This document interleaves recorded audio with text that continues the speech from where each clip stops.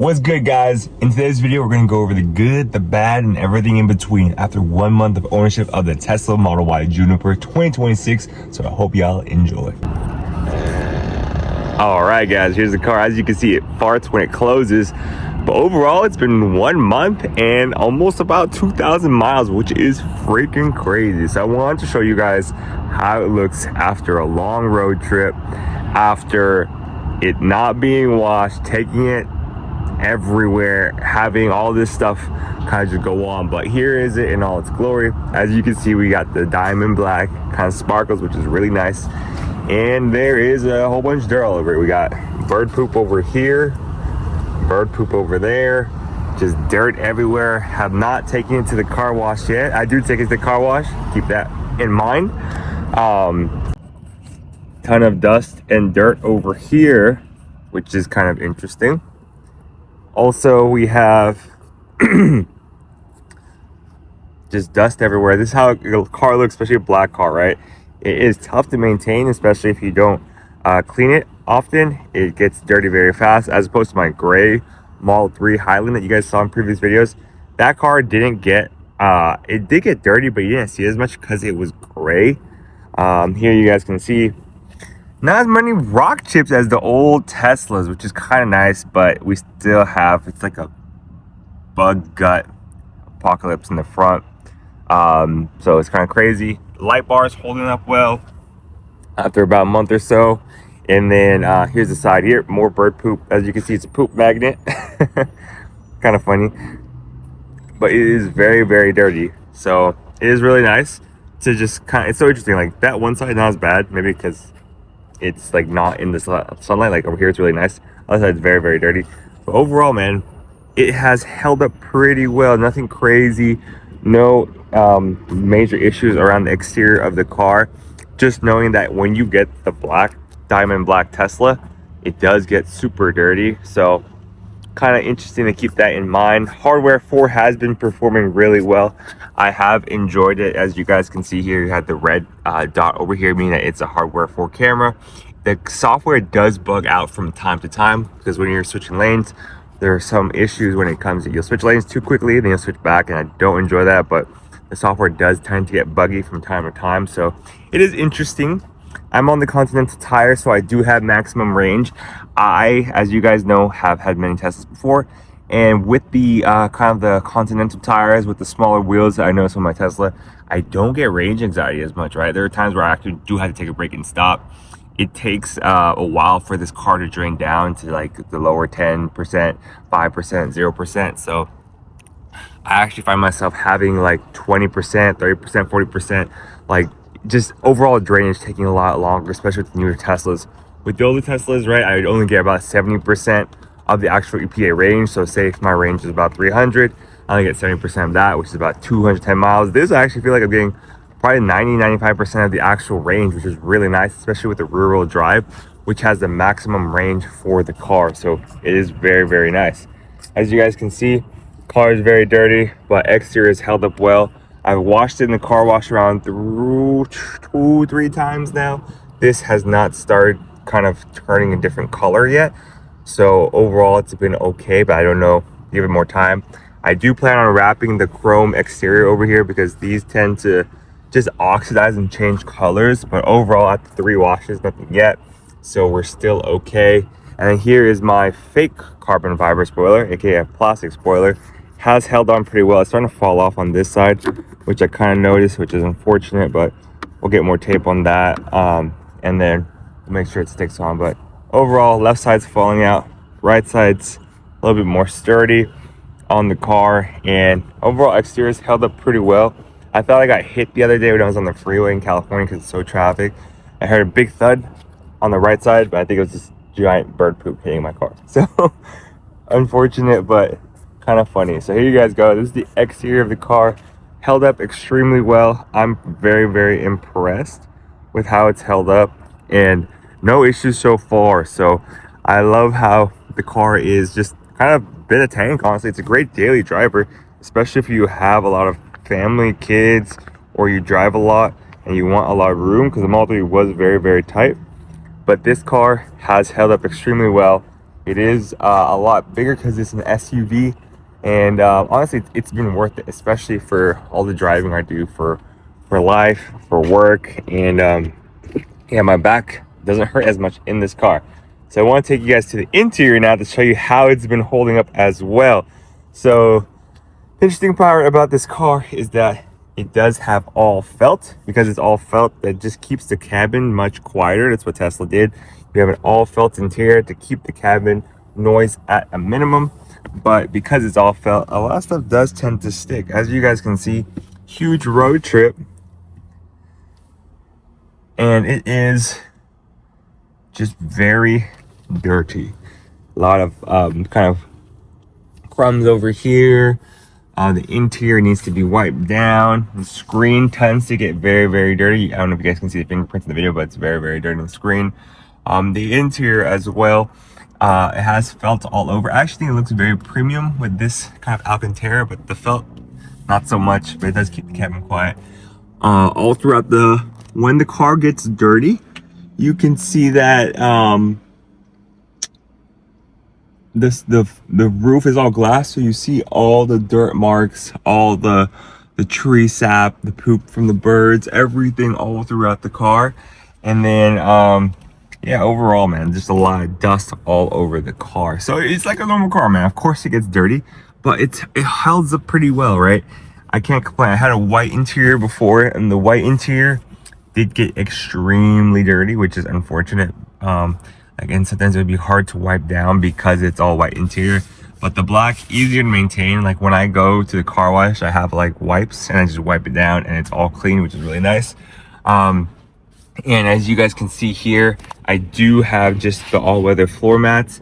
So one gripe I need to tell you guys is you need to get all-weather floor mats without this kind of cover on the side, because it makes it tricky for you to press the acceleration, because sometimes your foot will get stuck here and it'll be hard to press. And I can assume that'd be pretty dangerous. But 99% of the time I'm driving the car on full self-driving, which is really nice. And because I'm on full self-driving, I guess I don't have to worry about that issue as much. But beyond full self-driving has been super awesome, honestly. So it's been really well, it's been great. So I'm gonna go into the back seat now and show you guys just the dirt and everything from the back seat. Okay, as you guys can see here, super held up well, right? We got a ton of like glitter. I had some family over and we just got a lot of glitter on the car. I'm hoping we can vacuum it. We'll see. I'm pretty sure I haven't had the car this dirty yet ever, so I'm assuming we can get the glitter vacuumed up. But overall, black is holding up really well because of the way, just the overall car itself, man.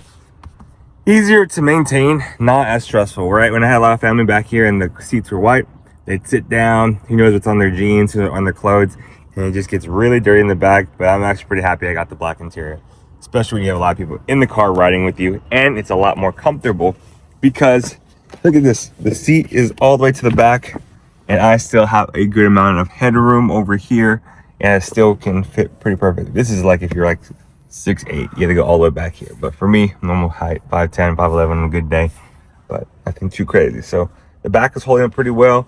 Had family members watching K-pop Demon Hunters on this screen over here the other day when we were driving down, and they were able to watch it. Like the kids, they said they liked it. My nieces and nephews, they really loved it. And then just, it's easy to watch, right? I thought as an adult, if you sit back here, you're watching down here, it's actually pretty good. Like, it doesn't really strain your neck or nothing, but if you're a kid, I'm assuming it's perfect size, perfect height for you guys to watch. And the audio was really good over here. So you got Netflix, all that good stuff here. So that's one fun thing about this. Like the premium version has a screen back here for your kids or family members to watch shows, which I like and I enjoy. And then you do have USB-C ports here. I use it for iPhones or smartphones who have USB-C. And then I also use it for my Apple Watch, which I always keep charged. So I enjoy keeping that thing charged. It's really nice. So overall, the back has held up pretty well. No complaints here. The back is so much more comfortable, like I said before in previous videos. And it's just been nice kind of having black interior, so I don't have to worry as much about the maintenance, to be quite frank with you guys. All right, so let's jump into the front now. To the trunk itself. So the trunk Dun dun dun. It's pretty good. I love the amount of room, right? I honestly felt like it would be bigger, but it's not as big as I want to, but maybe because I have the cover here now. And the cover kind of takes away a lot of the headroom, but it's essential for just covering your stuff, which is nice. But I do take this down whenever I have a lot of like groceries or I have a lot of stuff I'm kind of transporting.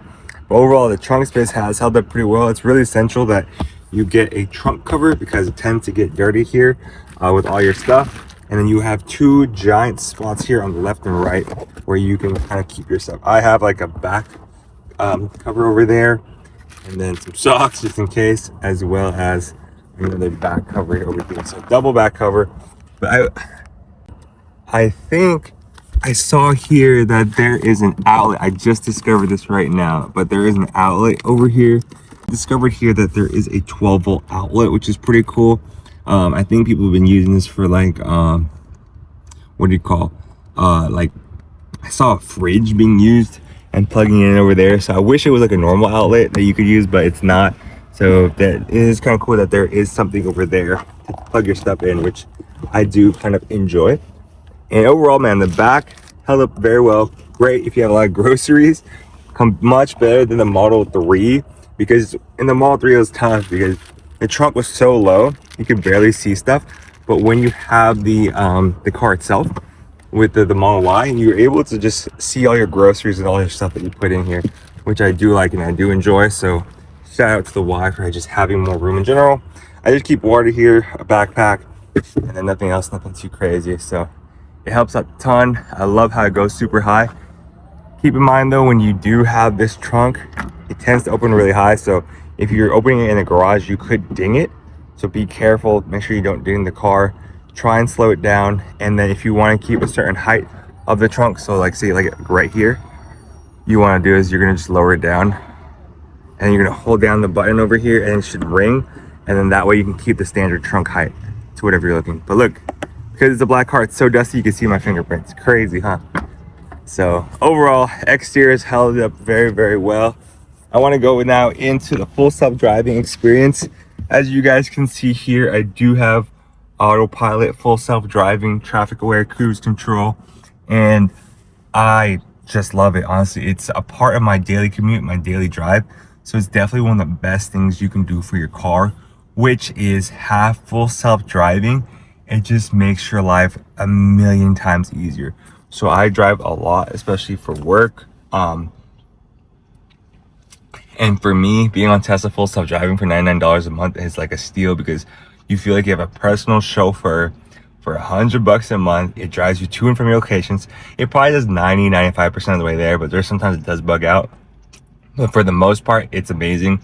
I've had previous renditions of the car version 13. Now I'm version 13, excuse me. Now I think it's on 14 now, but it's so much better than the previous renditions of the car.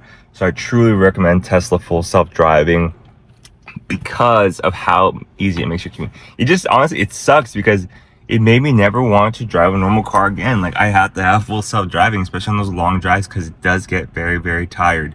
And it gets very exhausting. So overall, man, you guys gotta check out Tesla full self-driving. It is a game changer for everything it's worth. Like I truly enjoy it, and it's only $99 a month. So full self-driving has been amazing. I am on the latest cameras, so it has hardware 4 as well as the latest software. It's only gonna get better and better.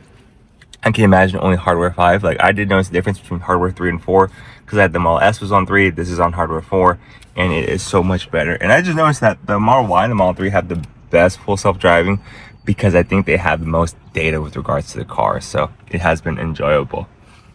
Well, that's the car, man. Overall, the good and the bad. Like bad, like any car gets very dirty, and that's honestly really it. No really main issues. Good, amazing space, easy to maintain because the interior is all black. The exterior is a little hard though because it is diamond black, so it does get very dirty. But overall, Tesla full self-driving has been pretty great because it's on hardware 13, or sorry, software FSD version 13, hardware 4, and I just truly enjoy it. The range has been everything I expected, 95% of what I get, and I get about 350, so around what I get, probably around 320 or so miles or 300 miles or so, which is really great. I enjoy that. And overall, man, just leaps and bounds from my first Tesla Model 3 standard range 2020, I think 2020, yeah. And that car was just, it was fun. My first drive of Tesla, and then this light years is crazy how fast they've kind of come in 5 years. So it's pretty awesome. So overall, car, give it a solid 9 out of 10. 9 out of 10. Pretty great car. Enjoy the Tesla full self-driving. And yeah, if you're gonna get a Model Y, I truly recommend you get the refresh one because of all the updates. If you don't care about the updates and you just want the software and the full self-driving, then get an older one. But the suspension will kind of hurt your back because it's a very, very bumpy ride. But overall, they've changed the suspension here in this Model Y, and it's been amazing. The full self-driving has been great. So I've just been enjoying this car. Jello family, if you guys want a Tesla, comment down below. Use my link. I think you get a referral discount and I get like Tesla credits. And then also too, I think I have some affiliate links down below, so I do get a commission for those links you purchase. But I appreciate you, Jello family. Please like, comment, and subscribe, and I'll see you in the next video. Peace.